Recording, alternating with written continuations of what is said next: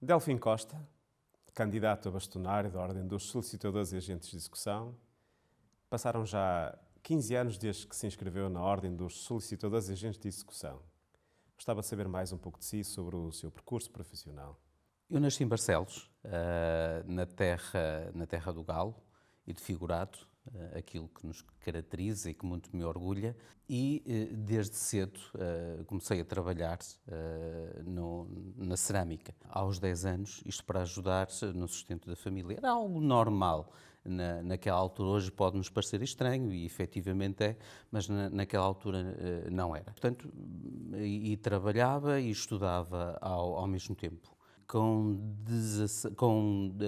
13 anos terminei a escolaridade obrigatória, na altura era o 6º ano, portanto eu já estou nos 50 e qualquer coisa. Portanto, porque nasci numa família humilde, com poucos recursos económicos, aos 13 anos tive que ir trabalhar. Portanto, fui trabalhar para a fábrica, mas aos 16 anos de idade, que era a escolaridade mínima para se ingressar no ensino noturno, regressei à escola. Portanto, comecei do 7º ano e concluí o 12º ano. Mas para mim, porque sempre gostei de estudar, sempre fui bom aluno, não era suficiente o 12º ano e fui tirar a licenciatura em Contabilidade. Contabilidade primeiro. Sim, Contabilidade primeiro, licenciei-me em Contabilidade, terminei a licenciatura em 2004, mas efetivamente a Contabilidade, em termos profissionais, não me satisfazia. Era funcionário forense numa sociedade de advogados e, portanto, fui tirar a licenciatura em solicitadoria, terminei a licenciatura em 2008 e em 2009 fiz a minha inscrição enquanto solicitador na então Câmara dos Solicitadores, atualmente Ordem dos Solicitadores e dos Agentes de Execução. Mas em 2011 fez o curso de estágio de agente de execução. Sim, é verdade. Em 2011, o primeiro curso e estágio de especialização de agente de execução, porque inicialmente, e confesso que quando fui tirar a licenciatura em solicitadoria, o meu principal objetivo era inscrever-me como solicitador de execução. Em 2011, a designação alterou-se e fui fazer a formação e depois o estágio. Mas, efetivamente, não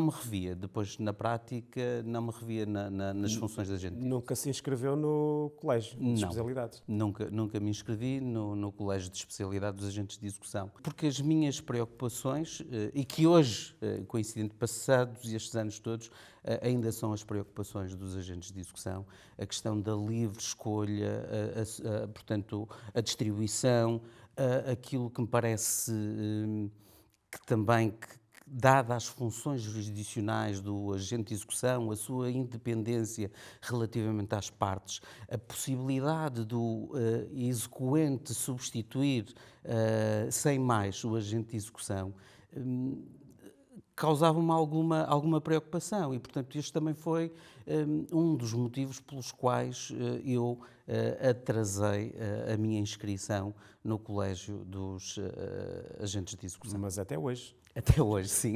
Até hoje não me inscrevi. E não há arrependimento nessa decisão? Não há. Até porque eu, na altura, e ainda continuo a exercer o mandato, e pelas razões que acabei de referir, não me arrependo. Há um amigo, o Nuno Almeida Ribeiro, quando se cruza comigo, diz que se perdeu um bom agente de execução, aqui ele também fez o estágio comigo, mas que se ganhou um grande solicitador. Não sei se ele tem razão, mas não me arrependo até ao momento. Mas não se sente que não estar inscrito no colégio dos agentes de execução é uma desvantagem para um bastonário? Não, de todo.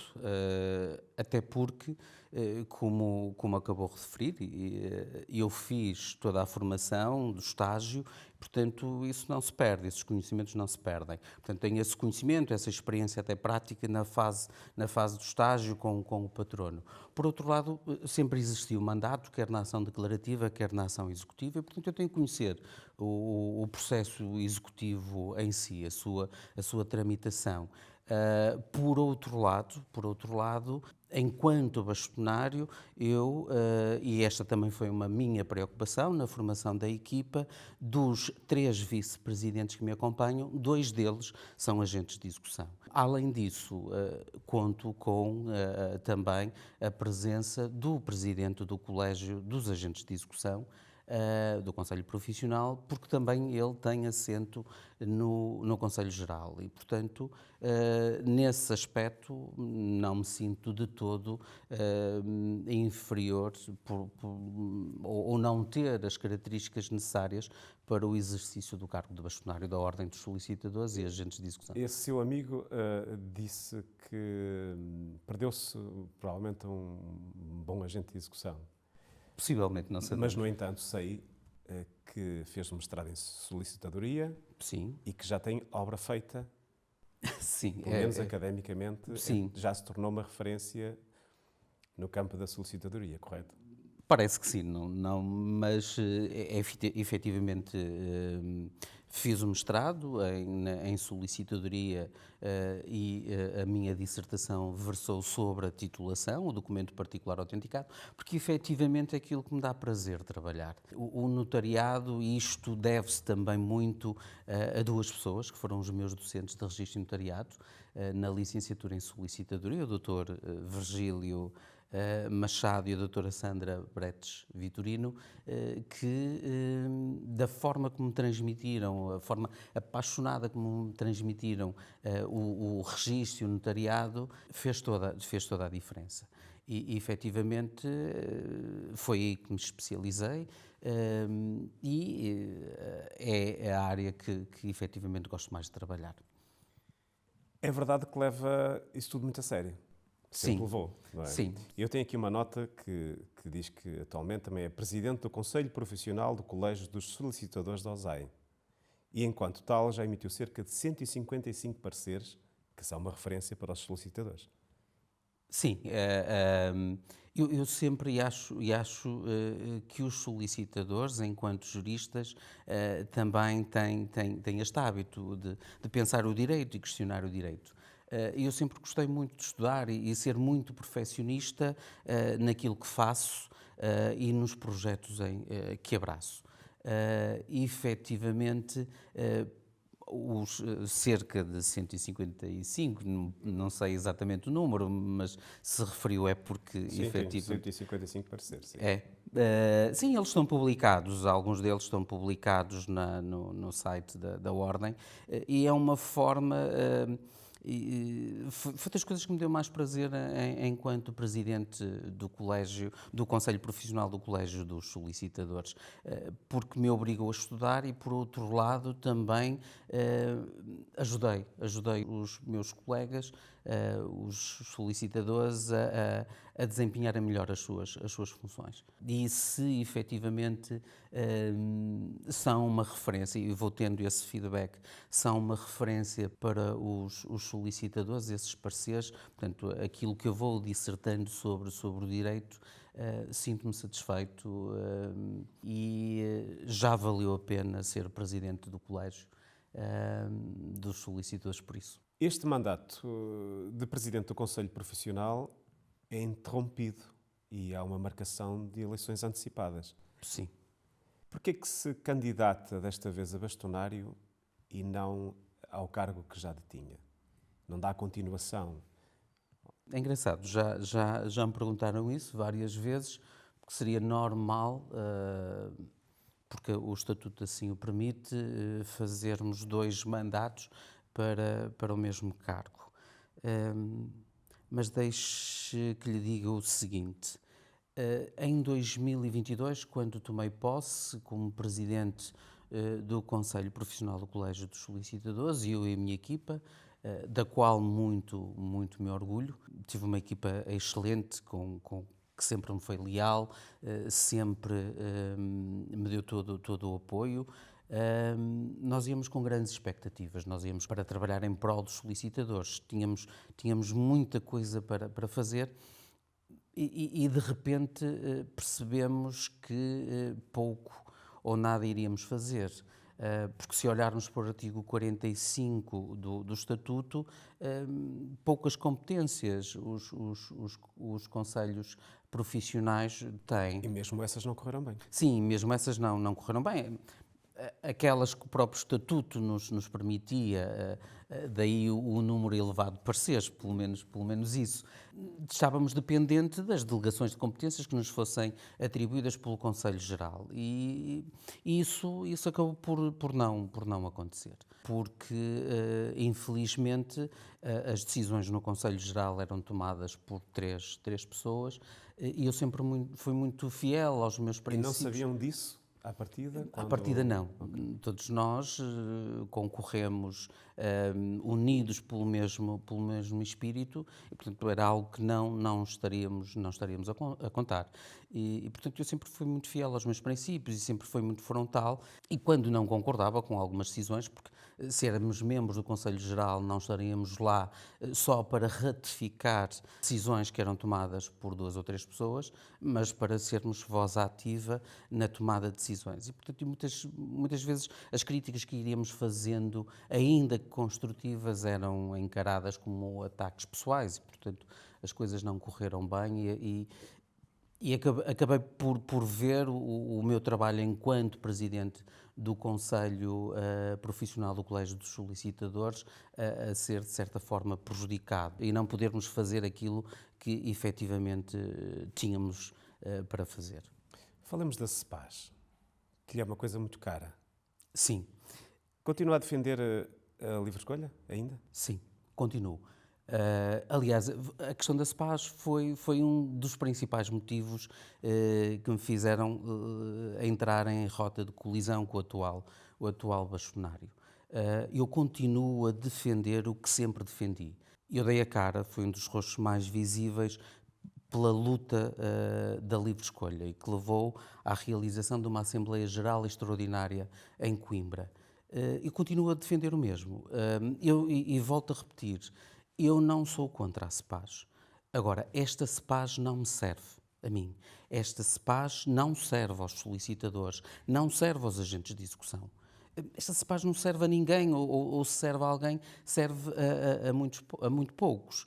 E poucos meses após a nossa tomada de posse, há o ato eleitoral para elegermos o nosso representante na direção da CEPAS, ou seja, o solicitador ou o agente de execução que iria representar os solicitadores e agentes de execução na direção dessa mesma CEPAS. E foi-me pedido para dar apoio a um determinado candidato. Ora, este candidato tinha votado contra a proposta da livre escolha, aquilo que eu tinha proposto na Assembleia Geral de Coimbra.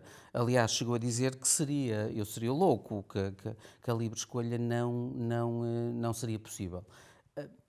E é evidente que disse que não, era um contrassenso, portanto, como é que eu iria agora apoiar um candidato que era contra aquilo que eu defendia? E isto acabou por de certa forma, prejudicar aqui a relação com o bastonário e o Conselho Geral. Até porque eu disse mesmo, enquanto dirigente, por um lado não era isso que eu defendia. Por outro lado, eu entendia que, enquanto órgãos dirigentes e de órgãos nacionais da Ordem, não deveríamos apoiar nenhum dos candidatos, deveríamos simplesmente apoiar e fazer o apelo à participação, porque enquanto não houver mudança, enquanto tivermos a CEPAS, teremos que participar nela. E, portanto, este foi um grande motivo, mas continuo a defender exatamente o que defendia. Os solicitadores e os agentes de execução estão assim tão desprotegidos em relação aos restantes cidadãos? Sim, estão. Acho que há um desconhecimento por parte da população do sistema previdencial dos solicitadores e agentes de execução e dos advogados, que é exatamente o mesmo. Nós, se olharmos para o regulamento da CEPAS, a única coisa que nos é garantida é uma pensão e também a pensão de sobrevivência. Se eventualmente tivermos algum problema de saúde que nos torne inválidos. Mas eu estou em querer, e o assunto é sério e vão-me desculpar esta brincadeira, mas eu acho que se nós estivermos numa cama completamente acamados, mas ainda pescarmos os olhos e respirarmos, ainda vamos ter que continuar a contribuir para a CEPAS. Isto é dramático. Nós que lutamos pelos direitos dos cidadãos, para que a justiça seja feita, acabamos por ser completamente desprotegidos. Esqueceram-se de olhar para dentro. Exatamente. Já vi que, se for eleito bastonário, será a sua grande luta. Sim, continuará a ser esta luta. Nós temos que encontrar soluções que protejam os solicitadores e os agentes de execução. Porque, e volto a repetir, eu não sou contra a CEPAS. Agora, eu não posso compreender como é que é possível nós contribuirmos para uma caixa de previdência que pouco nos dá, que nos obriga a descontar por presunção de rendimentos, e se eu estiver doente sem esses rendimentos, eu tenho que continuar a contribuir. Ou seja, eu estou um mês parado por uma doença, pode ser uma doença natural, pode ser por acidente, não tenho qualquer tipo de rendimento, até posso não ter nenhuma avença com nenhum cliente, portanto, entra no meu escritório 0 euros, mas eu tenho que continuar a contribuir para a CEPAS. Isto acho que é desumano e não é justo. Acho isto não pode continuar. Aliás, ainda recentemente tive conhecimento de um projeto de lei do Bloco de Esquerda. Sim, porque eu tenho uma notícia que vocês, enquanto candidatos, pelo menos o Delfim Costa, com 2 colegas, Exatamente. tiveram uma audição na Assembleia da República ainda sobre este tema. Sim, ainda sobre este tema. Ou seja, o Bloco de Esquerda apresentou uma proposta de lei para aproximar o direito dos advogados no que diz respeito ao luto, à incapacidade por doença do trabalho, direitos na parentalidade, equiparar os direitos dos advogados ao dos restantes cidadãos. E, estranhamente, os solicitadores e os agentes de execução não estavam lá contemplados. Porque o sistema previdencial dos solicitadores e dos agentes de execução é o mesmo que o dos advogados. Fomos consultar o projeto de lei no site do Parlamento e, estranhamente, a Ordem dos Solicitadores e Agentes de Execução não se tinha pronunciado relativamente a este projeto de lei. E entendemos que era um erro deixar passar esta oportunidade. Falei com a minha equipa, dois dos vice-presidentes que me acompanham nesta candidatura, um agente de execução e um solicitador, e tentei agendar uma reunião com o grupo parlamentar do Bloco de Esquerda. Fomos bem recebidos e alertámos para este problema. O problema que os advogados têm, os solicitadores e os agentes de execução também o têm. E, portanto, partilhamos das mesmas dores. Porque não também neste projeto de lei contemplar os solicitadores e os agentes de execução? Saímos lá satisfeitos com a promessa de que, efetivamente, iriam alterar a redação do diploma para que os solicitadores e os agentes de execução fossem contemplados. Ainda não é uma vitória. Ainda não é uma vitória, mas pelo menos é um passo. Pelo menos vamos lá e alertamos. Nós estamos aqui. Nós, tal como os advogados, também estamos desprotegidos. Nós não temos os mesmos direitos que os restantes cidadãos têm nestas situações. Pelo menos valeu por isso. Além desses objetivos, ou seja, dessa luta que vai travar relativamente à CEPAS, quais são as outras propostas que tem e que vai lutar também firmemente por elas? Olha, há tanta coisa para fazer. Nós temos, e esta é a nossa visão, e este é o nosso compromisso com os solicitadores. A razão de existir da Ordem dos Solicitadores e dos Agentes de Execução é prestarem um serviço aos cidadãos e às empresas na área da justiça. Essa é a nossa razão de ser. Mas nós também temos que olhar para nós, temos que olhar para os nossos associados. Portanto, também temos que estar atentos a isso mesmo. E, portanto, seremos intransigentes na defesa dos interesses e dos direitos sociais dos solicitadores dos agentes de execução.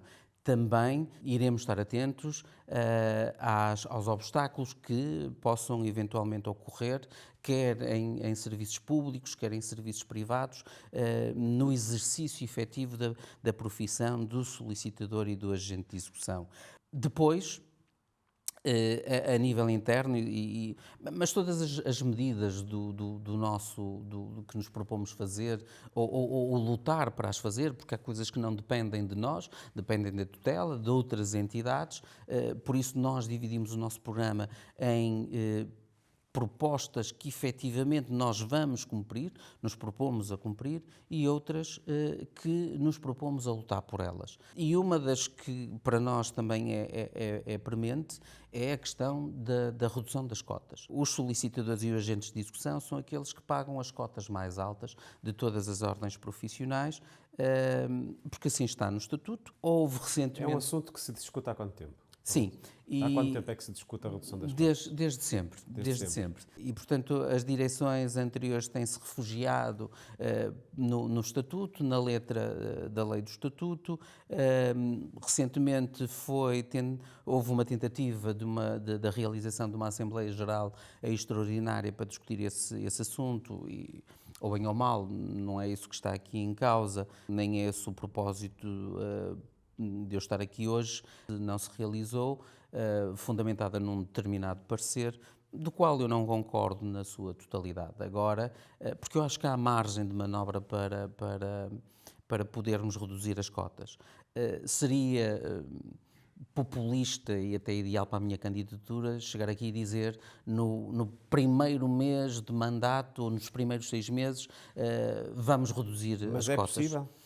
Nós não sabemos se é possível. Ou é concretizável?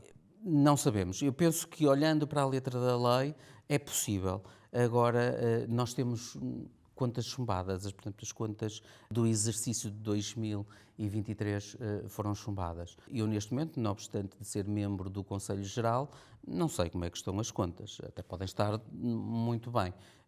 Portanto, há uma coisa que eu posso garantir. É que, tomando posse, iremos fazer uma análise rigorosa à atual situação financeira e económica da OSAI. E se, em resultado dessa análise, nos for possível reduzir as cotas, isso há a garantia que o iremos fazer. A OSAI sempre foi conhecida por apresentar sempre inovações tecnológicas, ferramentas tecnológicas, sempre esteve na vanguarda. Ainda é assim? A OSAI ainda quer ser isso ou ainda é isso neste momento? Infelizmente não. A OSAI quer ser, não é. Se havia, eu quando me inscrevi como solicitador, e se havia algo que me deixava orgulhoso, e era motivo de inveja de outros profissionais, nomeadamente a outra ordem profissional da área da justiça, olhavam para nós com uma certa inveja, porque a Ordem dos Solicitadores de Agentes de Execução sempre esteve na vanguarda das novas tecnologias e nós orgulhávamos disso. Atualmente isso não acontece. Atualmente a OSAI não tem nenhum engenheiro informático. Portanto, foi algo que correu muito mal neste mandato, que é interrompido a meio. Mas do qual faz parte. Sim, da qual faz parte, e eu aqui assumo também a minha responsabilidade em algumas matérias. Embora como presidente, e volto a repetir, como presidente do colégio portanto, do Conselho Profissional do Colégio dos Solicitadores e com assento no Conselho Geral, também tive aqui alguma responsabilidade, apesar de tentar mudar as coisas, mas não foi possível. E quais são as prioridades neste momento, a nível informático? As prioridades é nós recuperarmos o capital humano que tínhamos na OSAI, no nosso departamento de informática. A verdade é que deixamos fugir esse capital humano, já iniciamos negociações e, se vencermos as eleições, a possibilidade desse capital humano regressar à nossa casa é muito grande. Mas as ferramentas para os solicitadores e agentes de execução são diferentes. Sim, são diferentes, embora tenham a mesma base. No que diz respeito aos solicitadores, temos neste momento o ROAS e ele precisa de ser reformulado, reestruturado. Depois também é nossa intenção, tendo em conta o eventual regresso daqueles que conhecem e que idealizaram todas as ferramentas informáticas da OSAI, poderem continuar a trabalhar connosco com uma equipa reforçada, utilizando novas tecnologias, é termos efetivamente para os solicitadores uma verdadeira ferramenta de gestão de escritório. O Soligest, quanto a mim, teremos que ter a coragem de o afirmar e dizer já não serve. Portanto, já precisa de ser amortizado. Também para os solicitadores era importante criarmos uma plataforma credível e dinâmica para os autos de constatação. Essa também será uma das nossas grandes apostas, termos um produto disponível para a Justiça e que, pela sua qualidade, possa ser visto como um meio idóneo de prova e até ser contemplado no Código de Processo Civil. E os agentes de Civil. execução, o que é que podem sonhar? Os agentes de execução, deixe que lhe diga o seguinte: todas as ferramentas informáticas têm os seus problemas, não são infalíveis e temos que ser compreensivos quando param, quando não funcionam convenientemente. Agora, no que diz respeito às plataformas da OSAI, isto fruto de não termos uma equipa de informáticos capazes de dar resposta às necessidades dos solicitadores e dos agentes. Manutenção também? Sim, a manutenção. Efetivamente, estas paragens constantes não são admissíveis e se os solicitadores sofrem com isto, os agentes de execução é bem pior.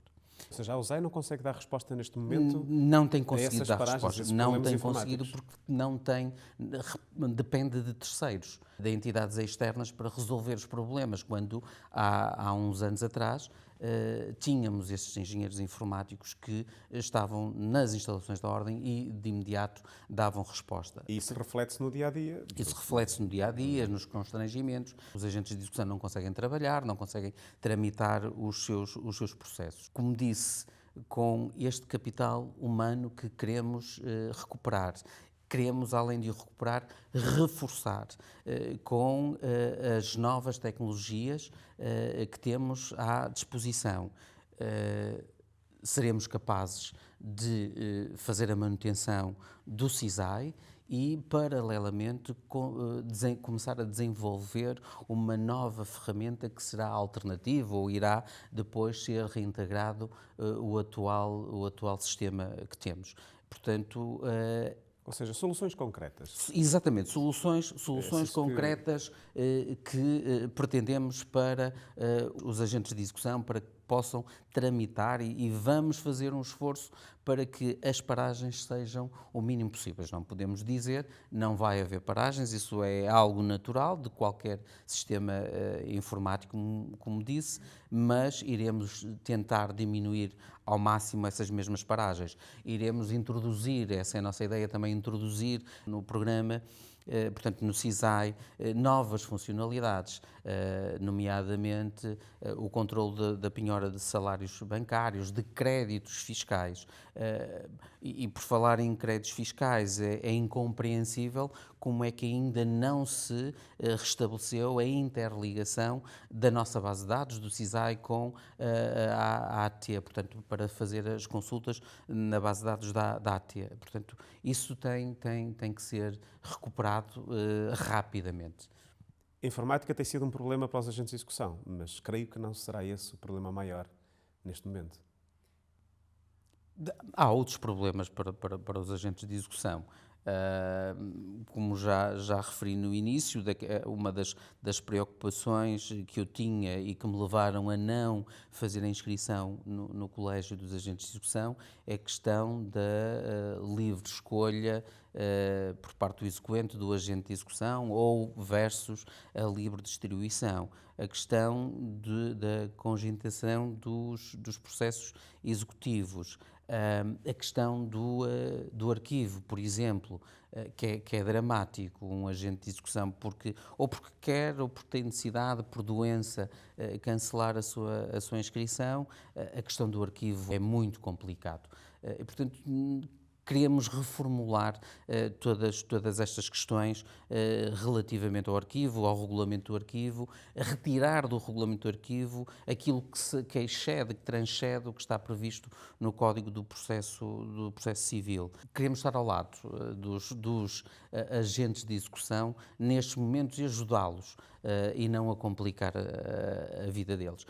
Mas a verdade é que também esta problemática do arquivo não é só inerente aos agentes de execução, também é inerente aos solicitadores. É um problema transversal. É um problema transversal, embora com as suas especificidades. O agente de execução é mais problemático até pelas funções e pelo tipo de arquivo que tem e eventualmente podem ter necessidade de suspender a sua inscrição ou mesmo o cancelamento e terem processos em curso e, portanto, há que acautelar também estas situações, daí ser mais complexo. No caso dos solicitadores, temos que ver, e esse também é um tema que me é muito caro, porque também esteve na base da minha dissertação, que é o arquivo dos documentos particulares autenticados. E, portanto, temos que arranjar soluções para que efetivamente haja um arquivo centralizado dos documentos particulares autenticados pelos solicitadores e criar regras de arquivo uniformizadas. Porque hoje em dia temos 20 solicitadores a titular, um exemplo muito simples para que possa perceber, 20 solicitadores a titular e 20 formas de arquivo diferente.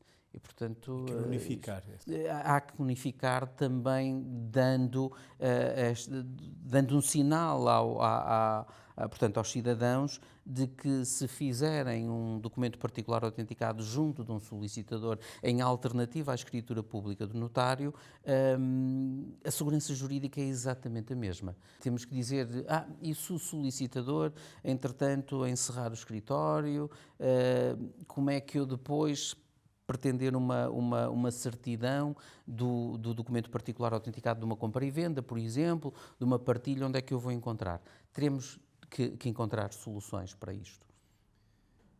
Delfim Costa esteve na linha da frente na luta contra a proposta apresentada da alteração do Estatuto da Ordem e alteração, ou melhor, revogação e aprovação de uma nova lei dos atos próprios, demonstrando algumas preocupações. Após a entrada em vigor destes diplomas, que preocupações ainda lhe restam? Se é que ainda existem essas preocupações? Sim, existem essas mesmas preocupações. Nós fomos alertando e confesso que em momentos discordei de uma certa passividade por parte da direção da OSAI, e falo do Conselho Geral e na pessoa do Sr. Bastonário, relativamente às intervenções públicas, na altura em que se discutia essas alterações, portanto, à lei de bases das associações públicas profissionais e que, por sua vez, também implicavam alterações ao nosso estatuto e também aquela que veio a ser a nova lei dos atos próprios, revogando a lei anterior. Mas, começando pela lei dos atos próprios, ainda me causa alguma confusão que atos jurídicos de vital importância e com grandes consequências na vida dos cidadãos e das empresas deste país possam ser praticadas por entidades e profissionais que não sejam solicitadores e agentes de execução.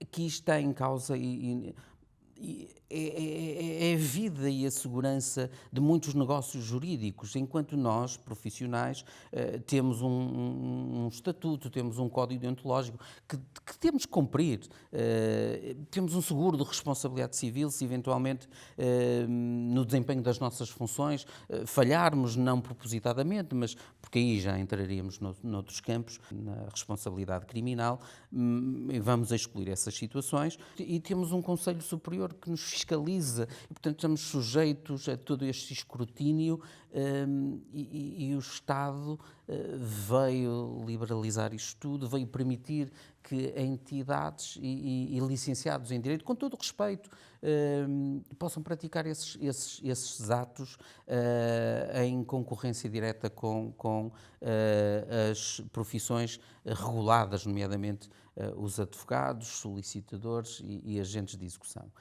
Isto não está, além de não ser, não é coerente, não é leal para com os cidadãos. Acho que cria aqui uma falsa sensação de que as coisas, os negócios são feitos com toda a segurança. Não o são.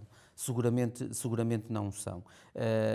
Porque depois estas pessoas, apesar da lei definir que têm que ter um código de conduta, têm que ter também o seguro de responsabilidade civil, têm que acautelar a questão do segredo profissional, mas quem é que vai fiscalizar isto?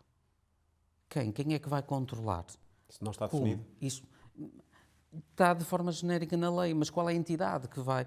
Nós sabemos, temos o Conselho Superior, que nos fiscaliza e que somos alvo de processo disciplinar. Mas uma entidade que pratique um determinado ato jurídico, quem é que a vai fiscalizar?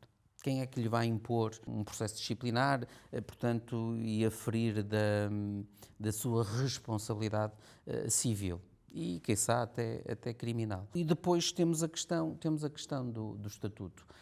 Há muitas normas no nosso Estatuto que são incoerentes, e entre elas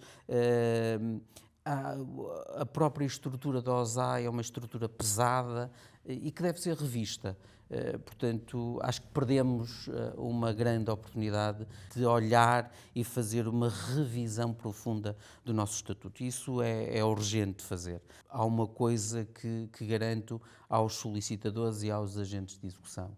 Das primeiras medidas que iremos tomar é criar uma comissão de trabalho que possa desenvolver aqui propostas de alteração ao Estatuto da Ordem dos Solicitadores e Agentes de Execução e também propostas de alteração à Lei dos Atos Próprios, para que depois sejam apresentados à Assembleia da República, ao Governo, para que essas alterações, em prol da segurança jurídica, em prol dos cidadãos, das empresas, possam ser uma realidade.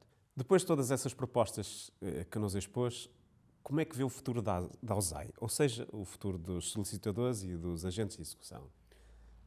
Estas propostas que referi é um número muito pequeno comparado às que temos no nosso programa e que pode ser consultado na página oficial da nossa candidatura. Temos muitas mais propostas porque acreditamos na profissão do solicitador e do agente de execução.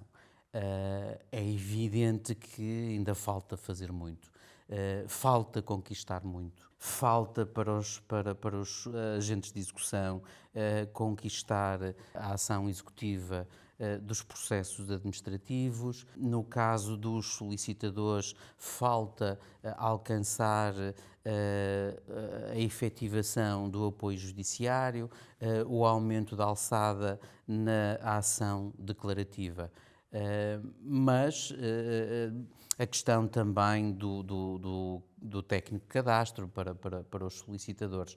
Há muito para fazer, mas eu continuo a acreditar nestas duas profissões, no papel fundamental que eles têm, portanto, que estas profissões têm na boa administração da justiça em Portugal. Como disse, há um longo caminho a percorrer, um caminho que ficou parado nestes últimos 3 anos. E é um caminho que pretendemos fazer unidos, solicitadores e agentes de execução, caminharmos para o reconhecimento destas profissões. Daí também uma das nossas propostas é apostar numa publicidade forte, institucional, para que a visão destes profissionais pela sociedade seja diferente,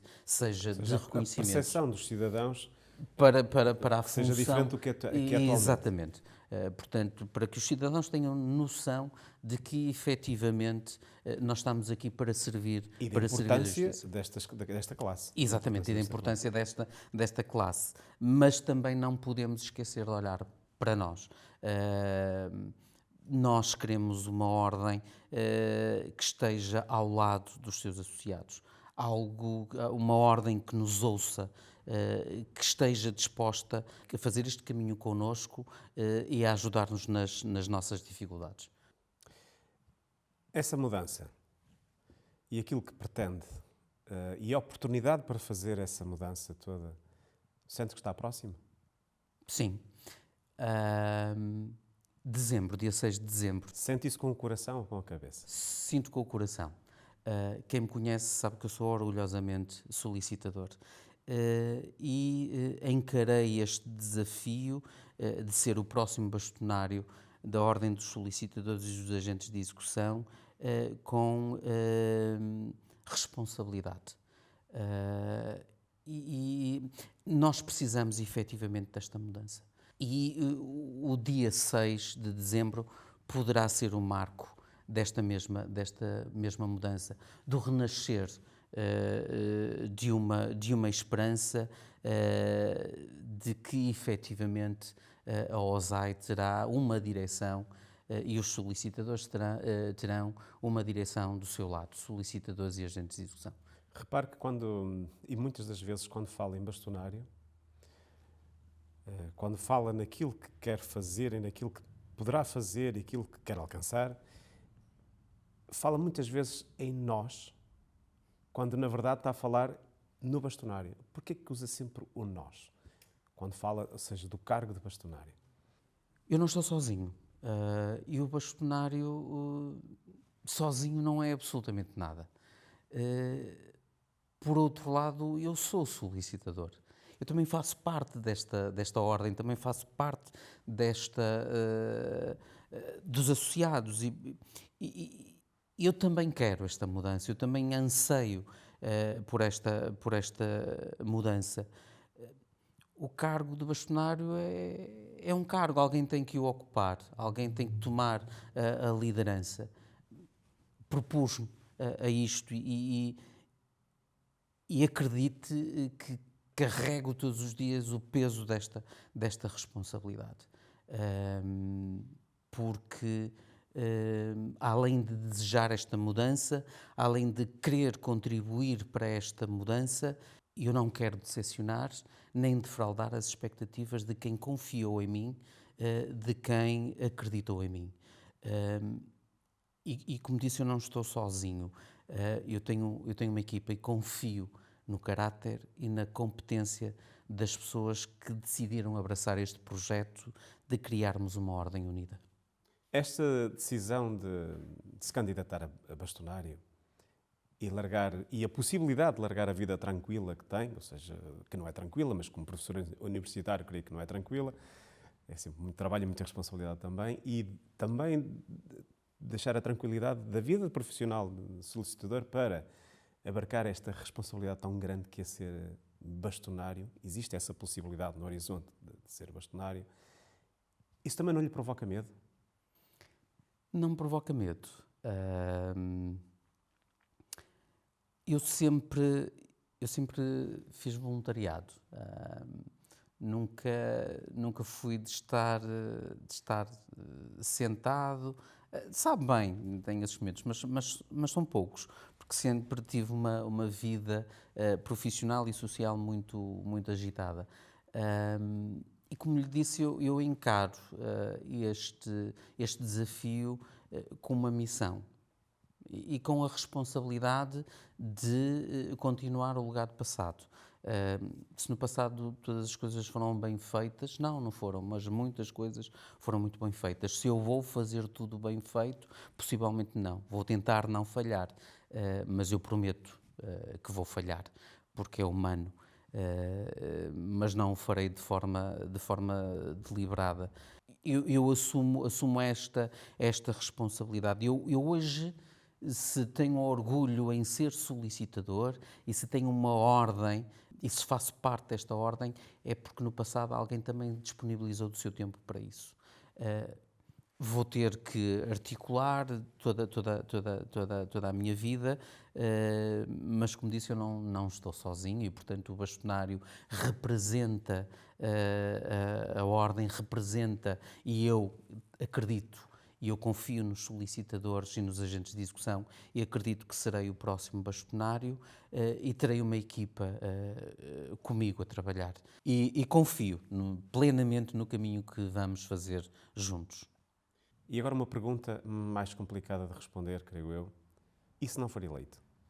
Olha, se não for eleito é a decisão dos solicitadores e dos agentes de execução. Não estou preocupado com isso. Eu estou preocupado com o futuro e estou preocupado com a efetivação de uma mudança séria e concreta. Se não for eleito, será um membro ativo dessa mudança, ainda assim? Serei um membro ativo dessa mesma mudança se for chamado para isso.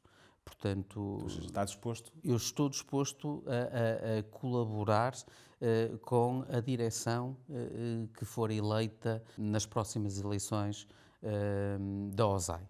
Da mesma forma que eu, sendo eleito, irei abraçar, irei chamar aqueles que não foram eleitos e que podem dar um contributo muito sério e muito honesto a esta casa.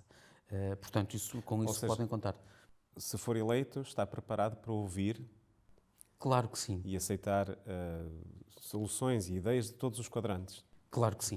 Claro que sim. O nosso lema é uma ordem unida. E, portanto, é isso que tentaremos fazer.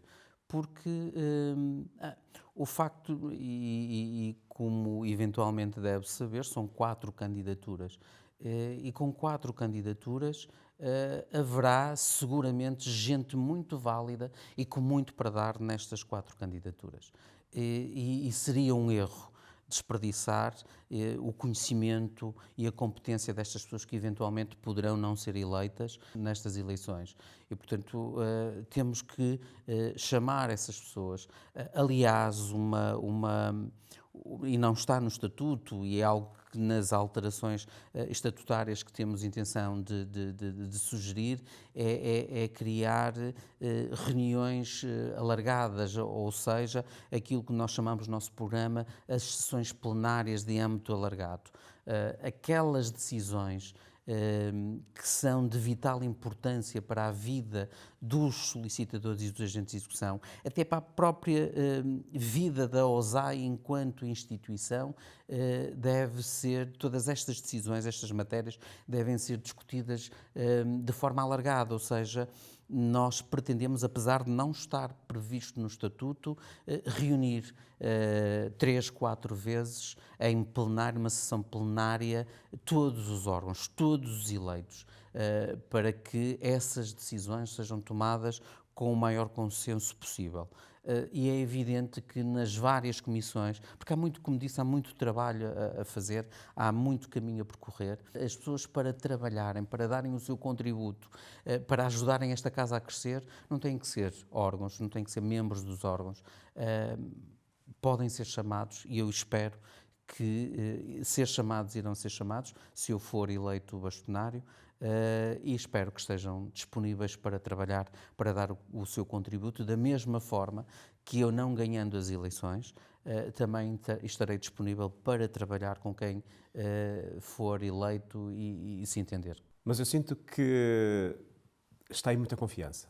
Sinto que está preparado e sinto que realmente quer fazer essa mudança e que quer ser um membro mais ativo nessa mudança no dia 6 de dezembro. É verdade essa confiança? Eu acredito. Eu acredito que esta mudança vai acontecer. Eu acredito nos solicitadores, eu acredito nos agentes de execução. Acredito que todos nós ansiamos por essa mesma mudança. E todos nós temos que fazer parte dessa mudança. E cada solicitador, cada agente de execução tem o poder de fazer acontecer esta mudança. Portanto, eles e a vontade deles é a força que a OSAI precisa neste momento. Então, em jeito de remate desta entrevista, porque estamos a chegar ao nosso tempo limite, qual é a mensagem que quer deixar aos solicitadores e agentes de execução para o dia 6 de dezembro, que é a data tão importante e pela qual espera, e possa acontecer essa mudança? Qual é a mensagem que quer deixar a eles para que tenham essa vontade de ir votar e estar presentes nesse dia 6 de dezembro? Olha, eu quero deixar uma mensagem de esperança. Uma mensagem de que, efetivamente, é possível termos um futuro melhor. Mas é evidente que eles têm que participar no ato eleitoral. Eles irão receber os boletins de voto, devem atempadamente exercer esse direito, além de um dever cívico, porque depois não podem reclamar que as coisas estão mal se não participarem efetivamente nesta mudança. E eu quero que acreditem nos solicitadores, que acreditem nos agentes de execução, no fundo que acreditem neles próprios e acreditem em nós. E juntos, unidos, nós vamos fazer essa mudança acontecer. Nós vamos fazer crescer a OSAI, crescer em reconhecimento público, crescer em profissionalismo. Portanto, é este voto de confiança que também deposito neles. É esta confiança que eu deposito também em toda a equipa que me acompanha. Acho que juntos, unidos, nós vamos fazer a diferença, vamos fazer a mudança acontecer efetivamente. Então, muito obrigado. Obrigado eu. E que tenham muito sucesso. Obrigado.